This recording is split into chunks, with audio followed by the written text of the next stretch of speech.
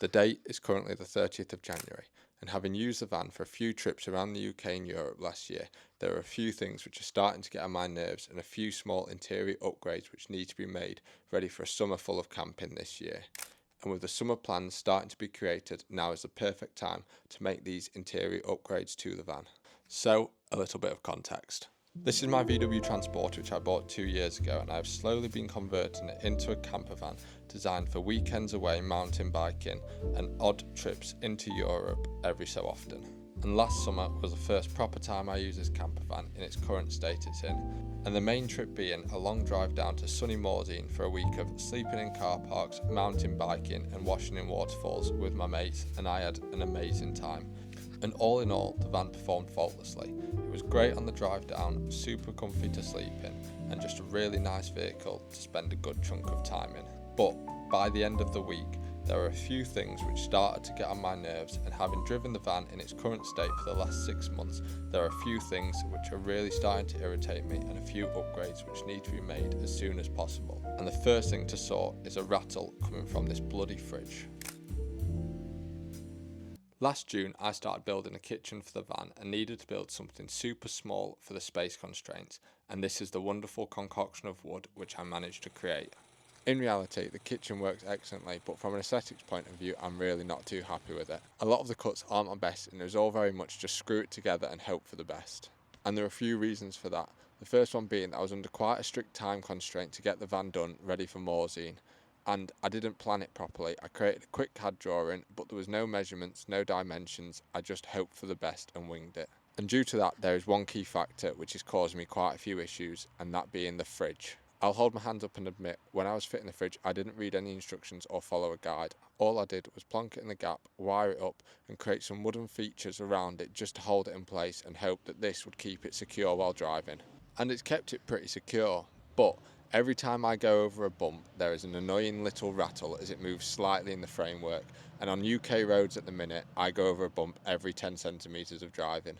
I'm sure it wouldn't bother most people, and a lot of people when they get in the van say that they don't even notice it. But for me, as someone who gets irritated by the sound of someone breathing, I definitely do notice it, and it is driving me mental. So it's time to fix that once and for all with a very simple fix. If we just open the fridge door, you'll notice these little white caps pushed into the side. Now these can be removed, and behind is a slight hole. From some good old internet research, I've found out that these are used to cover a screw hole. So all I need to do is run a self-tapper down each hole, slot the cap back on, and that is the fridge now all secured and the kitchen is rattle free. Or so it isn't. My shoddy kitchen work strikes again, and now it's time to fix issue number 2. Once again, due to me rushing and getting the kitchen half-heartedly built, I haven't actually secured all the cabinet doors. Now this isn't too bad, as it only occurs if I slam the brakes on and the doors flies open hitting one another. But it'll be a simple and easy fix, and I don't know why I haven't done it any sooner. So all I need to do is fit a couple more magnetic catches to each of these lower kitchen doors which will hold them in place. The back left door is quite awkward to get to due to its position, and that should probably have been fitted before I put the kitchen in its place, but that would have involved much more planning, and I clearly did not do that very well. That's all the doors secured back and the last part of the kitchen fixed, so hopefully there's going to be no more noises coming from this little kitchen. Let's move on to the roof and issue number 3. Now if we go even further back than June and look all the way back to January, 1 whole year ago, I built the halo roof for the van, which is something I'm probably the most proud of, and I think it's one of the best things I have built so far for this van. But there's one issue that you may not notice, and once you've seen it, you cannot unsee it. And that issue is how it lines up to the cabin in the front. As you can see, the roof line from the halo roof is slightly higher in the centre and lower each side than the cabin roof. And this has become all more apparent since doing the headlining work back in October and November of last year. And that is due to the fact that you can clearly see the white metal of the van as it doesn't blend in with the cream headliner anymore. The issue is caused by where the roof has to be screwed on, but there should be a nice simple fix for this. If we first unscrew the roof in the centre, it will drop down so we can see where it needs to attach. If you look around this section, there is nothing to actually screw to, so you have to do it into the van roof, and due to the thickness of the wood used for the roof, it causes this step.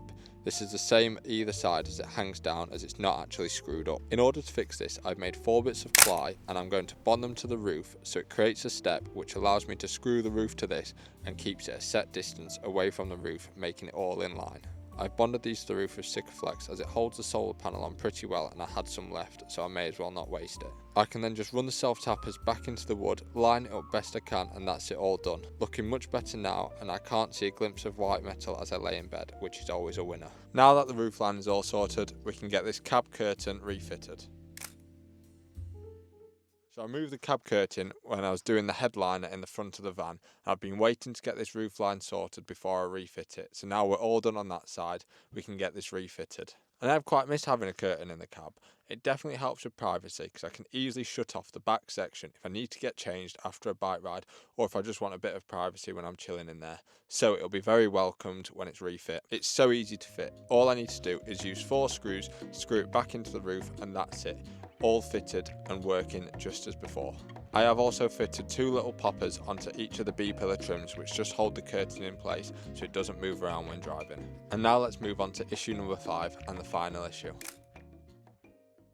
Now if we go to the back of the van and have a look at the garage, you'll see the absolute state that it's in. And I keep going through the vicious cycle of tidying the van and then it just getting back like this because I've not organised it properly. So I'm going to take everything out and reorganise the whole place just to make it a little bit easier to use and make it tidier. But first, let's empty it all out and give it a good old hoover out.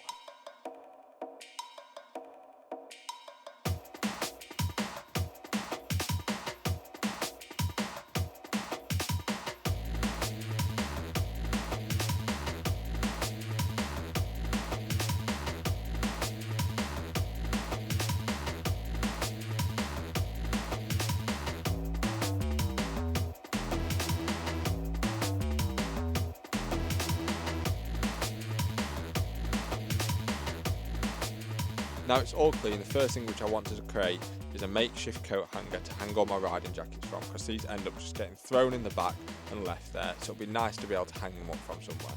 I first tried a hook which I had lying around in the shed, which meant I could hang a few jackets on it, but it wasn't working just due to the size of the hook and the space which I had. So I went with a trusty screw and just screwed this into the wood and I'm going to hang it off there. Can't beat something nice and simple. Next up I'm going to stick a couple of race plates from the summer which I haven't got round to sticking up yet. A few of these are just from mountain bike races and gravel bike races. I have a board for each category. And finally I can now start loading everything back into the van, trying to create a system to it so it'll stay nice and organised.